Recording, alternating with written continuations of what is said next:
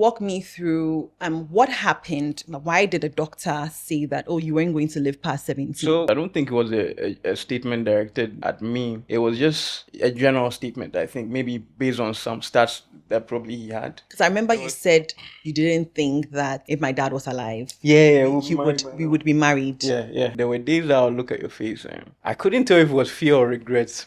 I laugh a lot. Honestly, I've had to adapt to dark humor to otherwise I'll cry every day. A lot of things I'm laughing. Yeah, but I really want to cry. That's the truth. Hi everyone, welcome to Truly Talkative Podcast. I'm your host, Eno Craigren. I thought I knew 100%. 98%. What is this? There's a reason for everything, but there's not a justification for everything. No, let me start going where I'm coming from. That day is like I'm playing and they come here. Come here. Yes, you.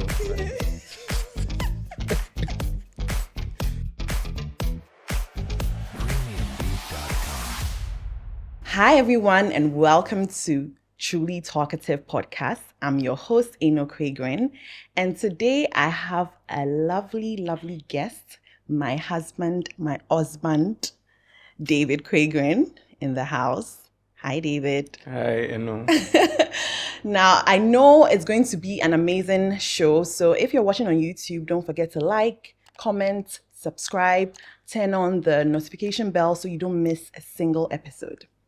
So today we'll be discussing sickle cell, which is something that I think people don't discuss enough in our parts of the world. And I titled today's episode, Deciding to Live. Yeah.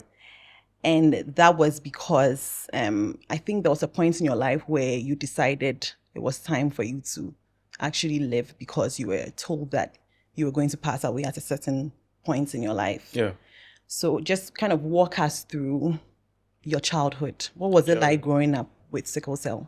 Okay, so, where do I even start? So, being a regular, or should I say regular in quotes, kid, you're just living your life, you're playing normally, you think you're like the normal other kids, right? Yeah. Then maybe one day it starts to dawn on you that, now actually you're not like the other kids, because let's say you go swimming, right? And maybe the other kids go swimming, they come out of the water or something for a few hours. They're cool. But then you start feeling what they call rheumatism. So you start feeling pain all over your body, little things like that. Then obviously you have your mom taking you for checkups, so we used to go to Kolebu. There was a sickle cell clinic there or something like that. Right. Then obviously you hear the conversation between your mom and the doctor. Then you start realizing that, there's something wrong with you. So what age was this? You know how my memory is, but I would say maybe 4, 5, 6, these are the kind that age range. Maybe, so I have some memories that are even a bit earlier, but they're a bit blurry. Yeah. Yeah. So obviously we've been married for 8 years now, almost 8 years now. Yeah. But we've been together for 10. Yeah. So I can confidently say that I know you now. Yeah. Do I know you? Do I really know you? Yeah, I'll give you a good 98%. So what's the 2%? Oh, the 2 Tuesday. Oh, what about you? Really? Oh, my 98 is a good 90 or you 100? 100. I thought I knew 100%. All right, some 2% be somewhere. Yeah, okay. Let me. Okay. So okay, 99.8. I hear you. Okay. So after chatting with your mom, she's told me a lot about your childhood and the fact that everything was actually okay with you health-wise. And she also had no idea, because I think at the time, sickle cell wasn't really a thing that was discussed. It wasn't couples will go tests or anything like that. So it just happened that you got your first crisis. I think that happened. Yeah. Where did that happen? When you fell, right? How did that happen? Yeah. Okay. I think the major one, so the whole falling thing, obviously, let me tell the story without mentioning the school or something. Yeah. But I was in school one day, again, this was before class 1. Okay. So definitely before I was 6. Yeah. And we're playing stuck in the mud. Okay. Right. And the school, the way it was like a story building. And So I think I was on either the second or the third floor. And basically I told everybody that I wasn't going to play again. So I was on the third floor and there was no railing or something like. Anyway, so I was like, I can't remember, but I think I was tying my shoe. I had bent down to do something. I think I was tying my shoes or something. And someone came, stuck in the mud, you have to touch the person. So that, I think it's like you are it. Right. Kind of. So someone came from behind me, touched me like that. Then I toppled over because either there was no railing or it was weak. Then I remember coming down. Now, what I can't remember is which part of okay, actually, it's my knee hits like a rock or a stone, something like that. So I was on the ground for a bit, and then, teachers started coming around, and I think, I can't remember if it was that day, but eventually I ended up at, what's it called, 37. I ended up at a certain hospital. Right. Yeah, and I remember that hospital, they didn't have certain things. Like, I don't know, just a part of the story, but I don't know, the memories are just coming. Like, they didn't have things like bandage and things like, so I was, like, my mom's driver had to go buy some basic things like cotton wool, anyway. So when that happened, when everything settled down, like I just, like it triggered. It triggered something. Like, I don't know how to explain. Like, it just didn't feel normal. Right. Like the pain was for just a fall. I mean, it was quite a distance, but the pain I was feeling wasn't, you understand? Normal. So I think that's when I had my first major crisis. But you had to learn how to walk. It was a bit, I had to, now get up, do like some sort of physio kind of thing. It was a whole thing. Yeah. So from there, it was like crisis after crisis. Yeah. I think from then, it started happening a bit more often. Like, almost like every 3 months kind of thing. So I mean, I'm guessing obviously your childhood was tough with the health crisis and all that. And I can't imagine what that was like for your parents as well, because I'm guessing they were probably feeling guilty and scared and anxious and all that. Well, I don't know about. I mean, definitely scared, anxious, sad. I mean, my mom used to be sad a lot of times. I remember, like, I'll be in the hospital and I'll look at her face. Yeah. And it made me sad as well. Yeah. So my dad had his own way of dealing. Like, he doesn't really show emotions like that. But I could tell he was worried. Those kind of things. Yeah. So kind of like walk me through what happened. Why did the doctor say that, oh, you weren't going to live past 17? So the interesting thing is, I don't think it was a statement directed at me. It was just a general statement. I think maybe based on some stats that probably he had. And I mean, obviously, people know that sickle cell people don't really live for a long time, right? So I used to hear that thing all the time. I heard, I was I think I was, the day I heard that thing, I don't remember if my mom was in the hospital, but I think it was like a general conversation they were having. They were like, oh, these people cry in tree. They don't even live that long, maybe like 18, like. Wow. I was getting the vibe, was like, not maybe why we even, worrying to take care of him so much, that kind of thing. Yeah, but I used to hear that thing all the time. So then what happened after? So after hearing that, like... Yeah, I mean, I'll be down most of the time, up until, I think it was like secondary school or something, or GSS or something. One day I woke up, I was like, Charlie, I was supposed to go to school. And I was texting myself, like, what's the point if I'm going to die early anyway? Like, why am I going to school? Why am I doing all this? And she was like, oh. And that day she was very cool about it. And then she just asked me, so what if you don't go to school and then you don't die? Like, basically, are you going to keep going to your dad for pocket money? Like, how's that life going to look like? So I was like, that'd be questionable. So I thought about that. Like, yeah, so what if I don't, like, am I going to be in my parents' house? Like, what's going to happen? I was like, okay, fine. Let me just put in a bit more effort.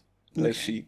Let me just do better studies, just in case, doesn't end up like that. Yeah. And I guess I'm still here, sort of. Yeah. Sort of. Yeah, I mean, you're still here. Yeah. So from there, I would say that your life sort of started to change a bit because there was a turnaround after 18. Yeah. After 18 was when you really found your footing as to what exactly you wanted to do. Yeah. So even like secondary school, I wasn't even like one of the, like, I wasn't like a good student, like average. I didn't really give a sabot. What's the language? And then I didn't really care much Right. about school and stuff like that. But when and I think it's also part of finding what I like to do, which was like tech. Back then they called it IT. We have this, we joke about this thing all the time. So it was a combination of that and then being able to go to uni and study that. So a combination of the conversation I had with my mom, my dad pushing me to like go to IPMC, me actually liking it, that started building up the passion to want to even put in effort. And I ended up like being top of my class when I graduated. I like the fact that you owned it. I mean, own it. Oh. I mean, brag. No, because you did. No, you I'm just did. mentioning as a fact. I'm not bragging. No, because I remember when we met. So we Yeah. we met when you were graduating. Yeah. You know, when you were graduating, and I remember going to your university with So you. you can't mention the. I mean, we can mention Okay, it, but cool, I remember going to Gempa with you. Yeah. Okay. And when we got there, it was like, hey, like this star, like everyone was like pointing, hey, oh no, or that kind of thing. It's like, yeah, like he topped his class, he did, and I was just going, I'm like, oh, okay. Yeah. And then later on, you told me that you essentially took me there, so that I could see all those things. I mean, it's You know, it's like- I won't make you know say, And Yeah, so, but then you were actually like, for me, I mean, to me, you were like modest, like this calm, humble, unassuming person. And so seeing that, I was like, oh, okay, there's this other side to you. And then also, I think we went for your graduation dinner, Yeah. and your friends were all there. That was the first time I was meeting some of them. Some of them are, some of them were mutual friends, so I already knew them. And just all the things that they had to say about you, like even your course mates, like a lot of them were like, oh, we wouldn't have graduated without David. Like, thank you so much. Yeah. And these are like people that are way older, because I mean, we all know Gimpa, it's a lot of like people who work and all that. So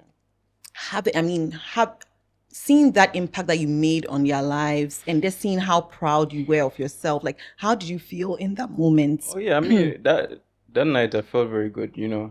I had like my family was there, friends were there, and the interesting thing is like I was surprising to me that they were saying that, because yes, I did put in effort to help them, with their studies and stuff, but they also put in effort to help me. Okay. Because like the first job I got, it was a very close friend of mine from Gimpa that gave me that job, for example. What year? When was that? That was it's in university, right? Yeah, but that must have been like second year. Okay. In the university. In the uni, yeah, when I was in Gimpa. So the way Gimpa worked at that time is classes started at 5 p.m. Okay. to about 8. So then I'll have the whole day. And most of the time I'll just like I said, I was really, really into school. Like I'll play video games the whole day. Like I'll do anything. Then go to class like 5 p.m. In fact, I used to just stay up the whole night after that.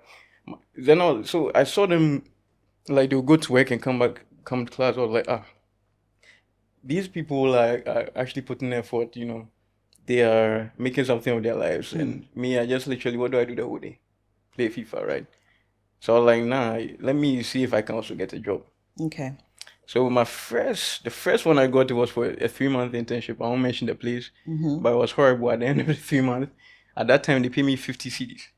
Wow. Yeah, that was ridiculous. Yeah. Like I couldn't even believe it. Yeah. And I don't want to go into details. Yeah. Like, yeah. Then, but I was like, nah, actually, maybe it can be better, right? So let me look for another internship. Then I got another one that, I was working more with databases, blah blah, and so I digress. So the point was, they were helping me and I was helping them. So that night, when they were saying that stuff, like it really touched me, Yeah. It almost as if like, oh, they didn't mention the stuff that they were doing for me. It was mostly what I was doing for them. So I was happy that I was able to help them. Yeah. Yeah, and then you were around, friends were around, aunties and stuff. Yeah, it was good. But then back to the sickle cell, like how was that like navigating like university life, learning, working, and then having to deal with like health. There was a time I used to have my GPA off head. Your GPA. my GPA. Yeah. But I knew your GPA because I think I you wrote knew to it. you, but I forgot. I think it was like It was 3.9 like something. almost It was almost a 4. Yeah. And then the funny thing is, I used to have it off head because it used to just get to me so much that so the last paper I wrote, I actually had a crisis whilst I was writing the paper. Wow. Yeah, like that thing was painful. Anyway, so I was physically in pain whilst I was writing the paper. Yeah. I didn't get an A on that paper.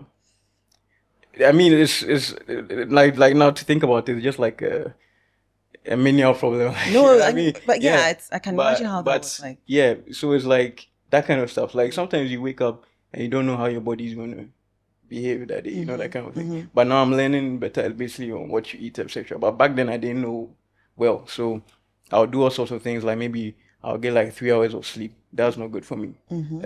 I'll go to work, steady, blah blah. And when I got a crisis and then I wrote the paper and then I failed. You didn't fail. Then, I mean, I didn't What did you get? mark. I got like a B. You got a B, but that's not a fail. Oh, you got a C. I can't remember. Okay. But to me, it felt like an F. Anyway, so yeah. Okay. But little things like that. So it's like you want to be your best, but your body's not allowing you. Exactly. You know that kind of thing. Exactly. Yeah.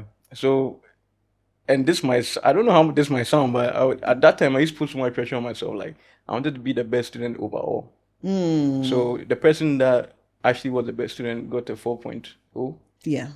And I was just short of that because of your health issues. Yeah. Yeah. But even I didn't want to mention I'll use that as an excuse. But I mean, yeah, but it's even now during like with work, it just sucks. Like sometimes you just want to give 100%, but you can't. I mean, generally, just from observation, you are very hard on yourself, and you are very competitive.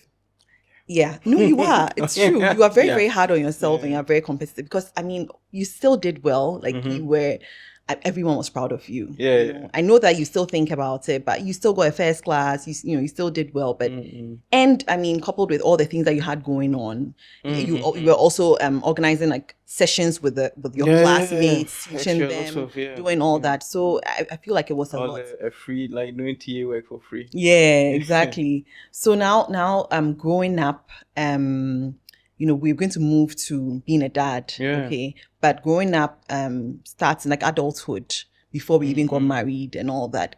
I mean, I can recount right before we got married. So the year we were getting married was when I think you had that year was like crazy. the biggest crisis that you had. Yeah, that year was crazy. Yeah. I feel like it happened. It was supposed to shake me, supposed to let me see, like, okay, like what is this marriage going to be like? Blood transfusions and each other. It was back to back. So I think it was the March. So we got married in October. Yeah. March, you got your crisis. You got that. I mean, well, you had experienced it previously, but I hadn't really seen anything like that. So you had the crisis, and one of the things that I would say is that I feel like my mom was the reason why. Maybe I can even say it was the reason why we ended up getting married because she was so accepting of you. Yeah. And I feel that wasn't the case for your past relationship. I don't want her to deal with exes. No one get married, you don't really have exes, but hello. But in the past, how was that like? Yeah, but since we're talking, like, let me touch on it a bit. I don't know, maybe someone going through the same thing might relate or something. I mean, so you're dating, whatever, talking about marriage, blah, blah, with a girl, and then you go and meet her parents and you're like, actually, but this guy gets sickle cell or something like that. Maybe the girl might not have a problem, but then the parents might have a problem, that kind of thing. So for me, and I tell people this all the time, the fact that I'm married and I have kids is surprising. Like, I won't say surprising to me. I didn't expect it. Yeah. I expected to have, like, be single. Oh. Maybe probably be working, maybe traveling, just understand. But as for being married with kids, based on how things were going with people I was dating, I didn't even think it was a possibility. Like, it's just unheard of. Like, people don't even think about, you have sickle, so what's your business having kids? Kind of, that's like the Yeah. So when I met you, and then we started dating, and I met your mom, and she, like you said, very accepting. It wasn't like even a problem for her. Mm-hmm. In fact, she was even the one encouraging me. At the point, she, I wouldn't say in the past tense like she made me believe, but like I still don't believe or something. But she was like, one day I'm going to do a test and then my genotype will change. That's how how Yeah, my your mom mom is is. very spiritual. Exactly. So yeah, she was. Whereas me, like scientifically, I'm like, is that even possible? But you will have that conversation. But yes, I believe it. Anyway, you will come If there. you don't believe it, I know. fine. I mean, it's I want to you believe want to it. believe Yeah, it. let Okay. me see. Okay. But the way my mind works, Yeah. I'm like that 2 + 3 equals 4 kind of. Anyway, that's a different conversation. So yeah, so It was different. It was very different. It was It was very different. different. Because I remember It you was, said you didn't think that if my dad was alive, yeah, we would be married. Yeah, yeah. Which I mean, again, for those who don't know, my dad, his first wife had sickle cell. Yeah. And then had my brothers, my older mhm. brothers, who are all AS. Yeah, My dad was AA, yeah. and then she unfortunately passed away.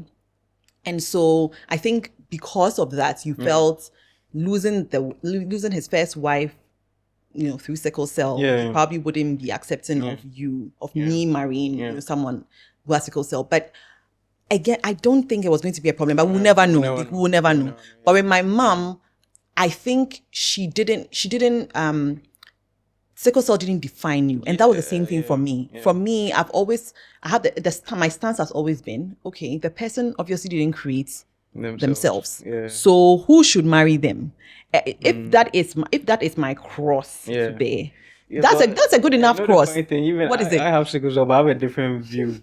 I feel like if we all collectively work towards it, we could like eradicate sickle cell. it. Like if people were more aware, Yes. and like an SS wouldn't marry like an AS kind of thing. Right.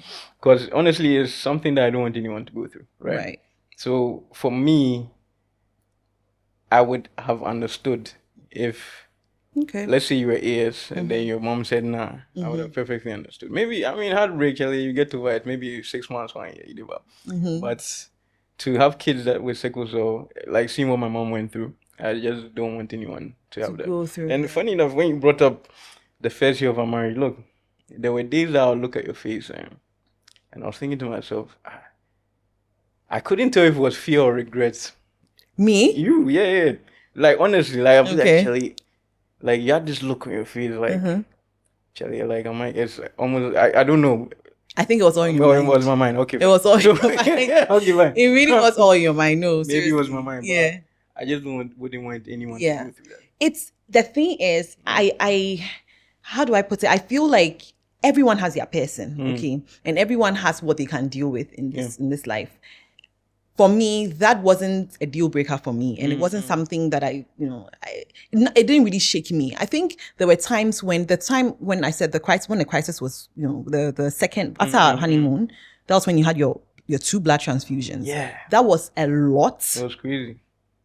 And I would say that my mom helped because my mom being there, praying, holding my hand, saying things like, you will get through this, in the background, because for you were, I think you had even checked out. Oh yeah. I was like, and that was the it problem. is. That was the problem. You anytime you'd have a crisis, you would check out. So I'd look at you and I'm like, you are not going anywhere. Yeah. You better live. Yeah. And it was a lot, but honestly, I think my mom had a lot to do with it. Well, I mean, since we're on this topic, what's a deal breaker for you? A deal breaker for me? Yeah.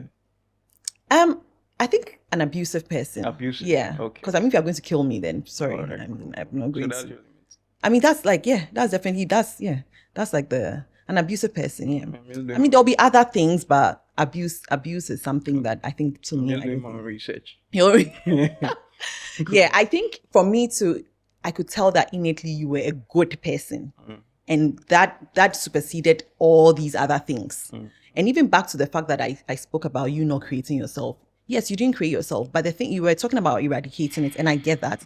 But how about those who have it right now? Do you understand? I feel like they also need their person. Yeah, and like it's a tough one, right? Because like I said, I don't think looking at what my mom went through, Mm-hmm. looking at what I went, I don't think you want to have a baby with sickle cell. Yeah, I'm not saying. I'm not talking Yeah, about. so I'm so not. for them, Mhm. I'll suggest that if you're picking your person, as much as you're picking with your heart, just try and check. You understand, Yeah. like the genotype Yeah. and Okay. don't. You understand? I don't. It might sound crazy, but don't, like, can you say don't fall in love with? You understand? Like, Yeah.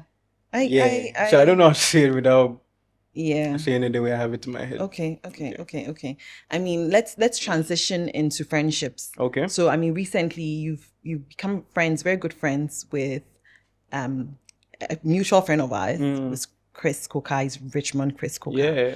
And he also, he also has sickle cell. Mhm. He had a brother who had sickle Yeah. cell as well. And I don't know if that is what made you guys bond in any way, but The funny thing is, like, I found out after you told me a Okay. few months into it, and I was like, wait, really? Like, because Yeah. I couldn't even tell. Yeah. If you look at him. Yeah. Whereas, if you look at me, if you really look at me in my eyes and stuff, you can tell. But for him, you can't really tell. Yeah. So I was surprised. Yeah. Yeah. Then I spoke to him about it. I'm sure he's coming on your show. Yes, so yes, he's coming now. So he'll talk about it. But he also had some of the challenges I had yeah. when I was dating. Yeah. But funny enough, I think we were just connected like on some memes level on Instagram.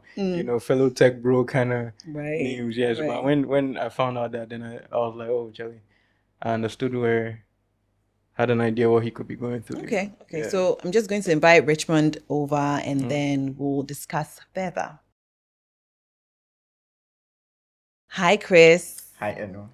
I don't know if I should call you Chris. Recently, my mom said, no, his first name is Richmond. You should call him Richmond. And I was like, Richmond hasn't even come to my mind when I'm calling him. Is that Chris or I call you Koka? Yeah. And I think everyone calls you Koka. Yeah, everyone calls me Koka. That's true. So your first name is Richmond. Yeah, Richmond. And then Chris Koka. Koka is your surname. Chris Koka together.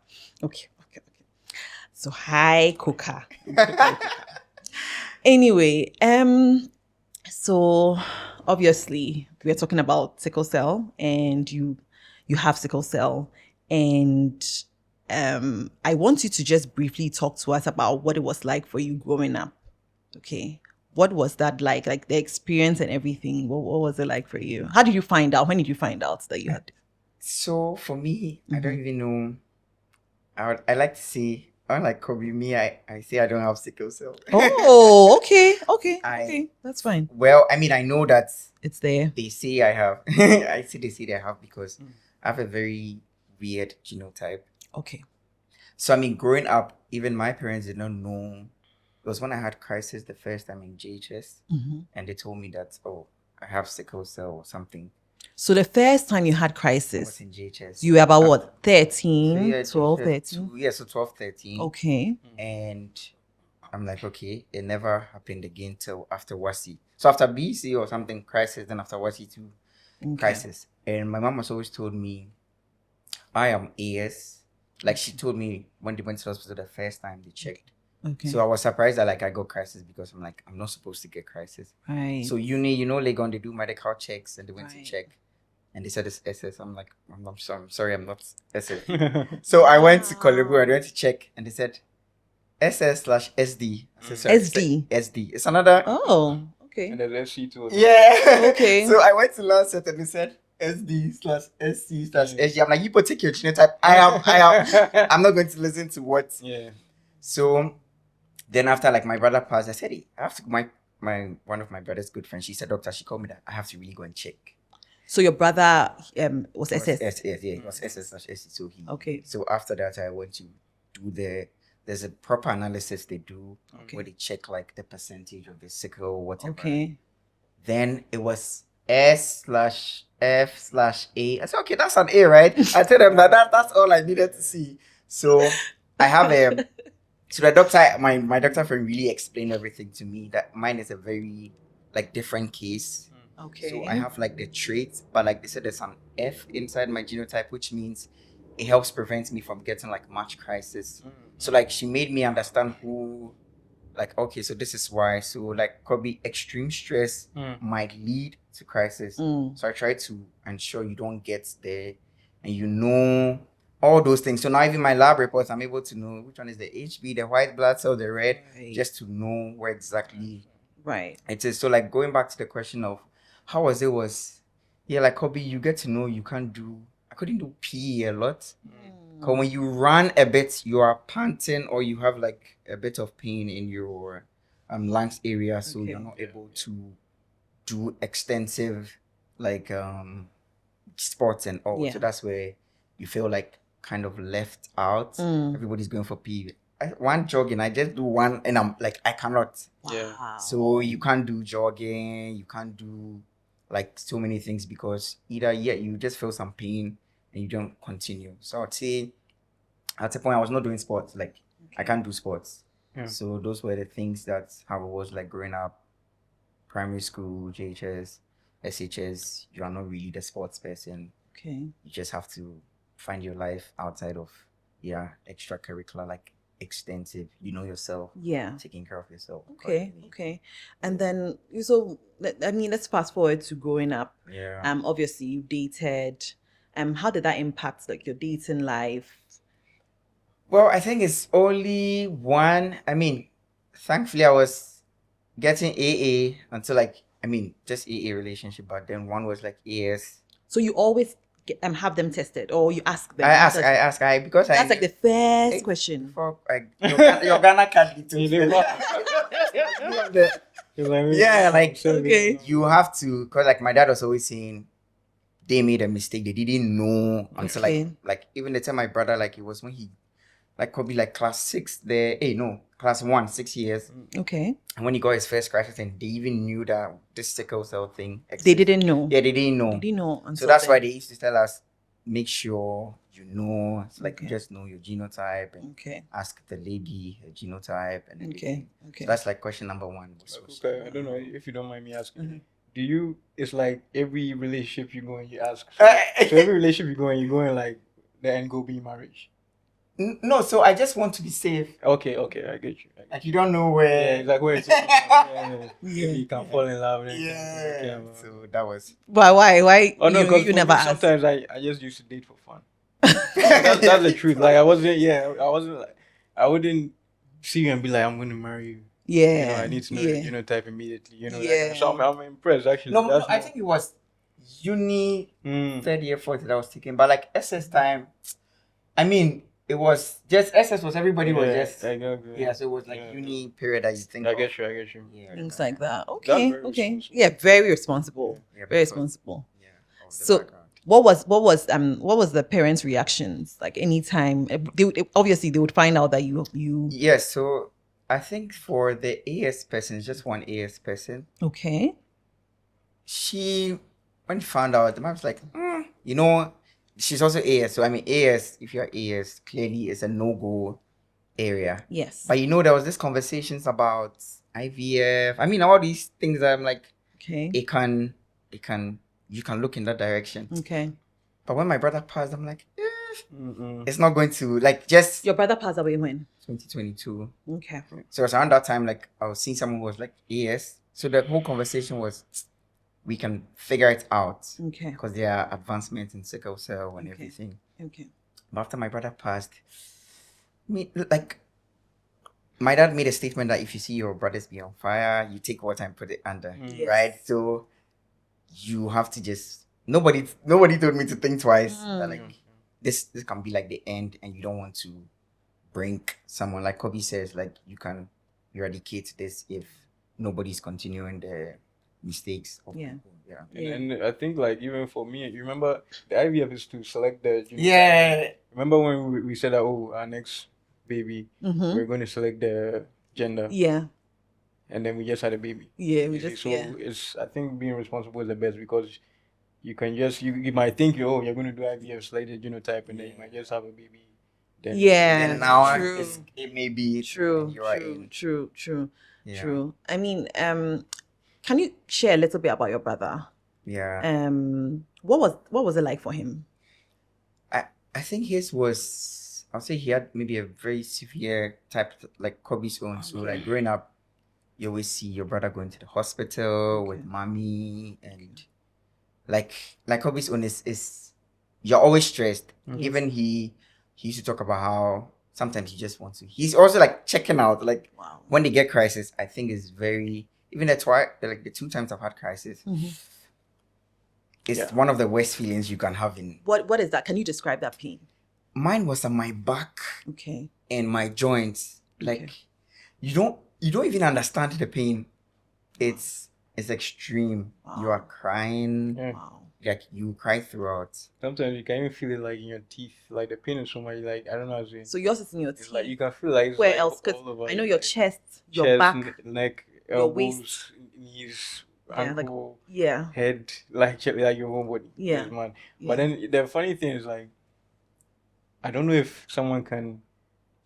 Obviously, childbirth will be more painful, right? We will never Yeah, know. I don't But know. yeah, So maybe yeah. you could. Maybe there was obviously there was Childbirth pain. is very painful, Yeah. but it could be equally painful, or yours could be more. I think childbirth will be more painful. From Okay, what let's see. I From what saw. I've seen with Yeah. yours, it could be about the same. It could be about the I same. don't think It could no, because you don't think. Yeah, And because after witnessing seen mine, things, but then again, my pain threshold, maybe as well. that's probably why. But I with wonder if there's some yours, research on it. Anyway, just run. because there's been nights when he's had crisis, and then his joints, so I've had to like maybe massage his knees, like the joints, Yeah. and I'm telling you, no matter how hard I press it, he's like, no, press it harder.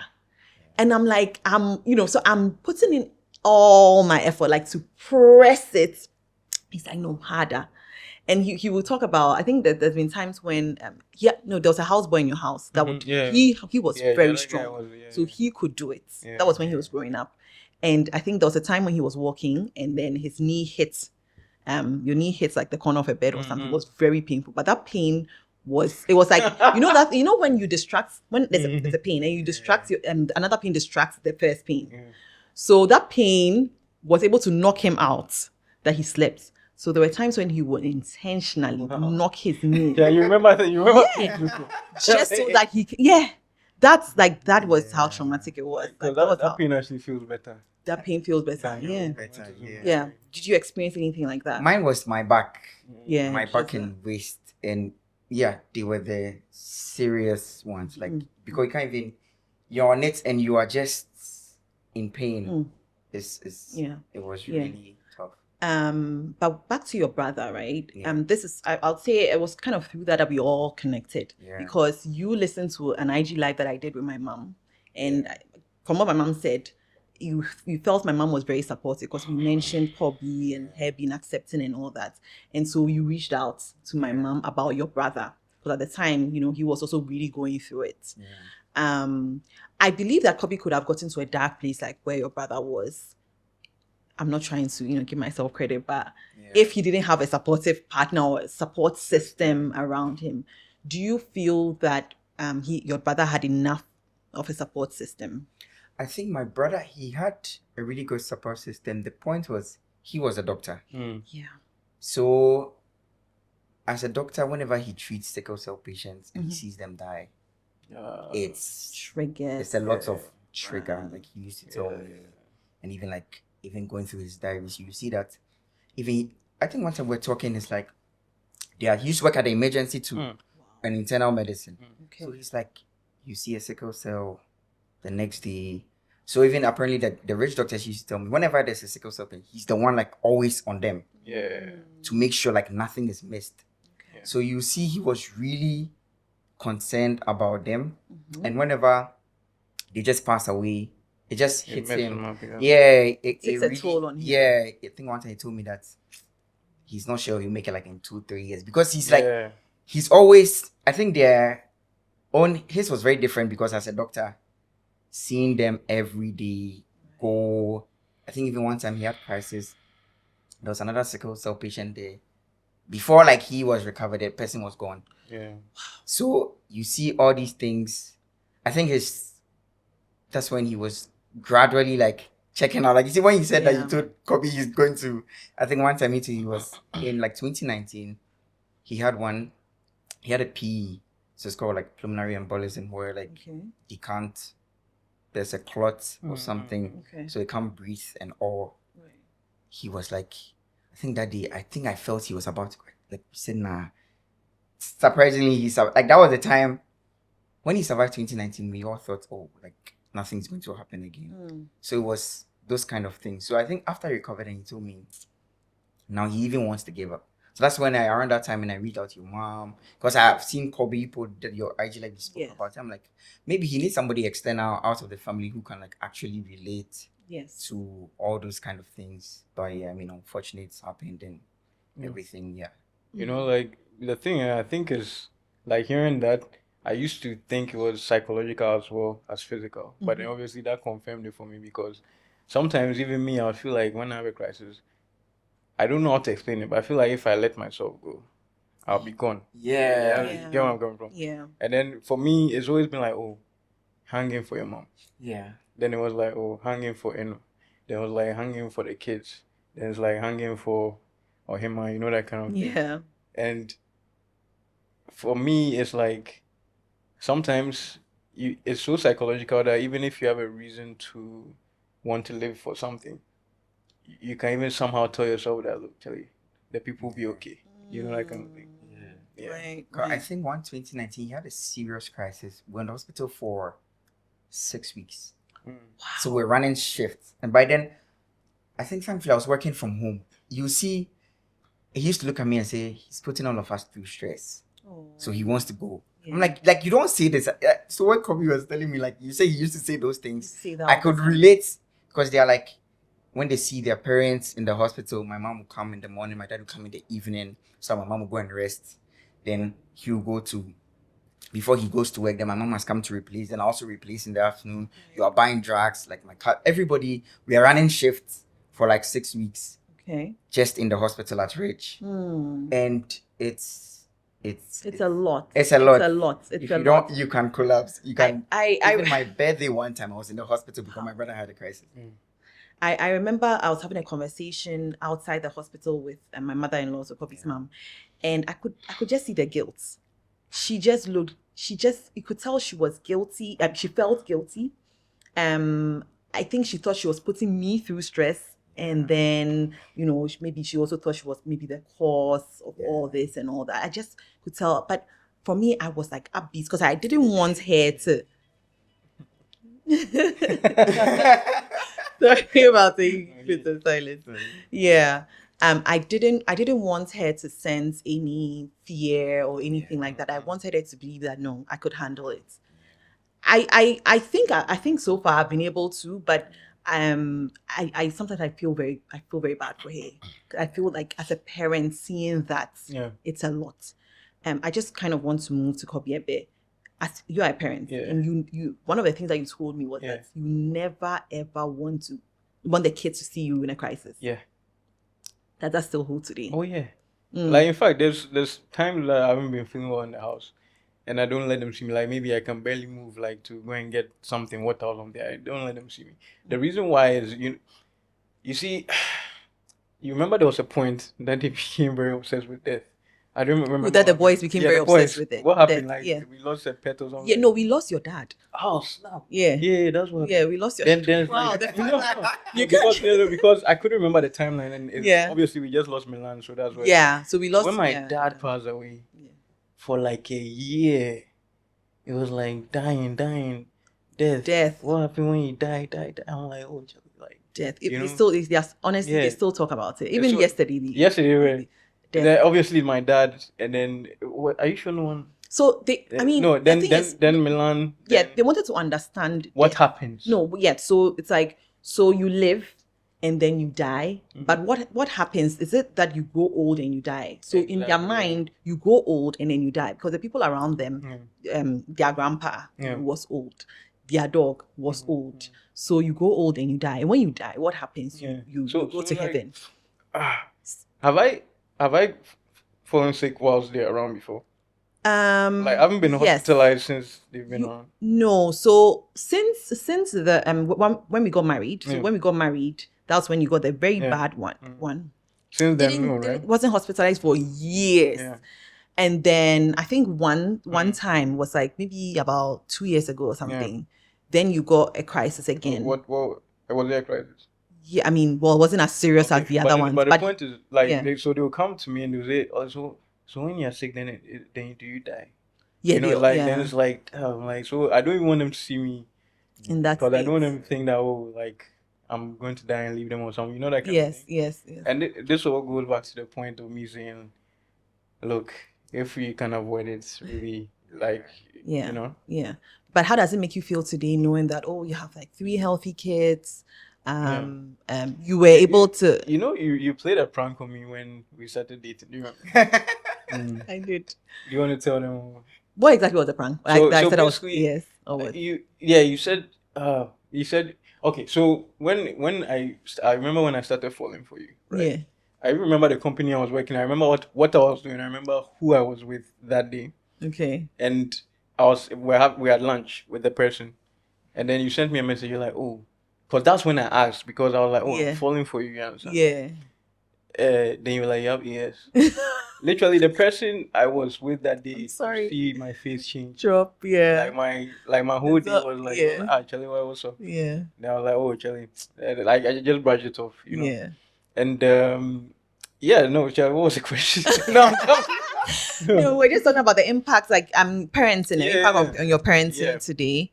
yeah. But then I mean, then you made me do a test. Something. Yeah, I'm tying it. So I came back Yeah. later to tell you that Yeah. no, I'm AA. And you said Yeah. no, you absolutely have to do a test to Yeah. prove Oh, to I me. remember. Yeah. So I was so determined Mm-hmm. not to have kids with sickle cell that when you played that prank on me, honestly, I was ready to break things off with you. True. That was the first one. Then the second one was, we actually didn't go to a lab to do a test before we got married. Do you remember? Yeah, because my mom said that my mom was like, she's AA. My dad is AA. I'm AA and all that. So I kept assuring him, he's like, no, you have to get. I didn't get tested, Yeah. but after. And then, but she After told we me, had but she kids. told me that, I think you told me either had AA or they got tested. But then Yeah. you played a second prank on Oh, me. the second. Oh, right. The second prank she played on me was, there was a time when I think Drew used to, he wasn't feeling very well. He used to get tired very often. Yeah, so I mean, Yeah. for those listening again, so Drew, we have 3 kids. So DJ the first, Drew second, and then Ohima is the third, who's a baby. So DJ is now 6. 6, yeah. Drew is 5. Yeah. At that time, Drew was about maybe 3 Yeah. or 2, 3 when he was really speaking fluently, and he would always complain about being tired. Always, I'm so tired, like all the time. Like you see, around 3 you can start sending the children. So we were looking forward to that. And DJ would send him, he's like running. He has my personality. Drew has his personality. Apart from the sickle cell, there's some laziness Yeah, so I in was there. coming. There's some laziness in there. there. So they don't like to be sent at all. So Drew, can you go and get me? Mommy, my legs are tired. He won't say him. My legs are tired. My legs don't want to go. My legs are tired. Then he started reading more into it and saying, could it be that maybe he's sick? And I was like, how? Because I'm AA. It's Remember, your mom also impossible. told us to check. And then you went to check, and then what happened? I went to check. It was AS, right? And then I played a prank and I said he was. But I mean, that was just like, And she it told was me just like, again that day. I remember exactly what I was doing I'm sorry. when you sent me that this thing. Honestly, I'm sorry. like, I think I was driving or something, like, Charlie, that day I swear, like, I could have just going to crash into something. Yeah. Like, I was sorry. like, oh my god. You understand? Yeah. So that's how important it is. Yeah, Like, to you. So you, when you said you check from the beginning, and like the laziness thing is like, so there's a sickle cell part, then there's my personality part, where I like to stay indoors, do nothing. So I couldn't tell, like, what was it? Was it that he has that sort of chill personality, or like what was it exactly? So yeah, no, that day that prank wasn't fun. Yeah, I mean, sorry. Let me just use this platform to apologize. I think I have kind of, you have to experience it to really know the degree. And I've experienced it, but obviously I've experienced it through him. I don't have it. So I think I took things a bit too lightly. But I mean, I'm glad that he's admitting that he's a bit lazy, because he really is. Like, he probably can't be bothered to do anything. In fact, if someone could dress him up, wear his shoes, everything, walk him to wherever he has to, he would do that. Soft life, like before soft life, that was him. That's 100% him.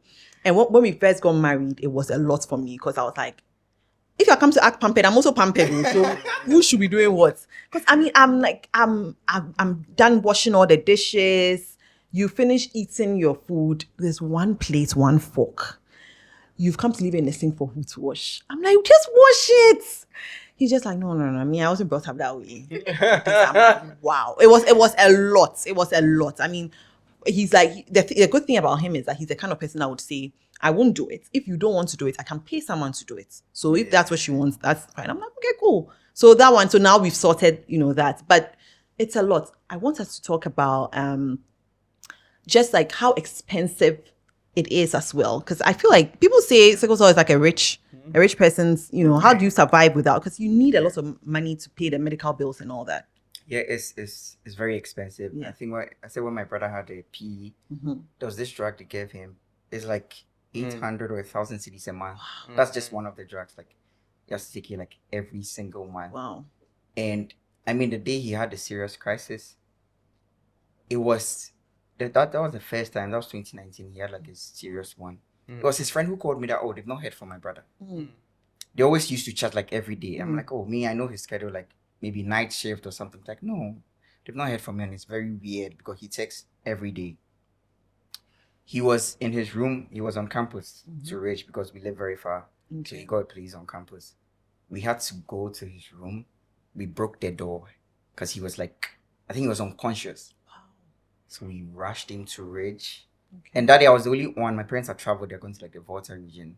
And I had to call them that, see, this is what, like, they have to come ASAP. Like, they had to leave Volta region like 8 in the morning, 7 a.m. Back to Accra. And if I didn't have, one thing my daughter always taught us to say was, I always have like emergency savings. Okay. So it was that, like, before my parents came here, I spent like 3K at the hospital. So you just don't know that kind of thing. And thankfully, because he was a doctor, one of his female like friends, doctor, she made us even get through, started like treatment that, hey, there's a doctor here at Ridge. So I could feel like, so this is even a doctor. Yeah. So imagine someone who is not, you're going to, because there's a doctor, oh, his colleagues saw and they really came to help us, and they started treatment even without like the full money, because I told them my parents are now coming. Yeah. So you can imagine someone who, like, you have crisis and you're not a doctor, you're just a lay person. Yes. You're not going to get. Let me imagine. I was remember when I had a certain crisis and I was rushing an ambulance to a certain hospital. Yes. That I mentioned. Yeah. And you took me to the emergency ward. You took me to the emergency ward of that hospital. And the emergency ward was emergency. It wasn't emergency. It was mad. Like, at all. It was, honestly, if I was lying on the floor on the street, I would have been better off. It was crazy. It was crazy. Like, no agency. Yeah. Almost like they don't care. In fact, that night, the second night, I was there for like 3 nights. Yeah. The No, second you two were nights. there. What? How many? It felt like a long time. No, we were there for about 2 weeks. No, in the emergency. In the emergency, we were just for about three days. But we moved The second somewhere night else. someone died, the bed across from me on the left. It wasn't sickle cell related, but I think they came in for something else. Yeah. The person was screaming For help. before the person passed away. No one came. No one came till the person died, and people surrounded the body and took it. Yeah. And I remember he was so mad at us because he said, why did you guys bring me here? But the hospital had referred him there. And that is supposed to be their emergency. So there was really nothing that we could do. And I remember we were panicking. It's like, for them, it's like, okay, it's your emergency, but it's not our emergency. We'll come in our own time. I had to go and use the washroom. Mm-hmm. Bro, like, I couldn't understand what was happening. At the point, like, I think when I finally woke up the next morning, so that crisis was so bad, it was like it had laid my body down, right? So I can't, it's like just a plank of wood that bam, like I can't explain the feeling. Just in pain, I can't move. So the next morning when I came, I could move a bit, and I was looking around, like, that's when I was pissed. I was like, how could you guys leave me here?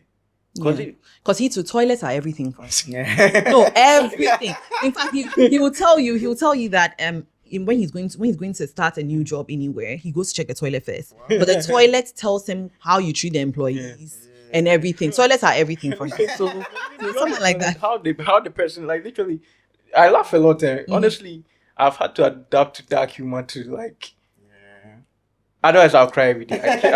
Like a lot of things that I'm laughing. Yeah, but I really want to cry. That's the truth. Yeah. That day I was like, how I would have never left you. I know you didn't know the place, right?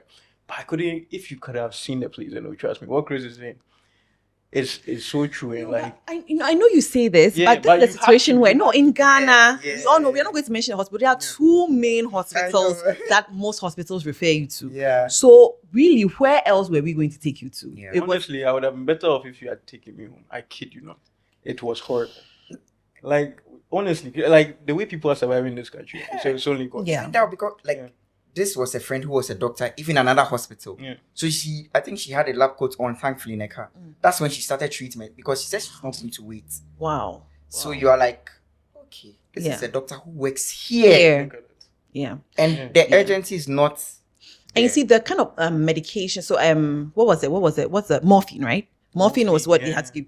Where were we going to find morphine on our own? So we had to rely on the hospital to give that. And I mean, we all know how like morphine means that the pain is severe. Yeah. I think they had to give it to you and give it to you again. The Yeah, guy who yes, came to yeah. administer Yeah. it, that guy, there was no sense of urgency. I'm glad None. eventually it happened and all that. But now what are you doing to kind of improve your quality of life?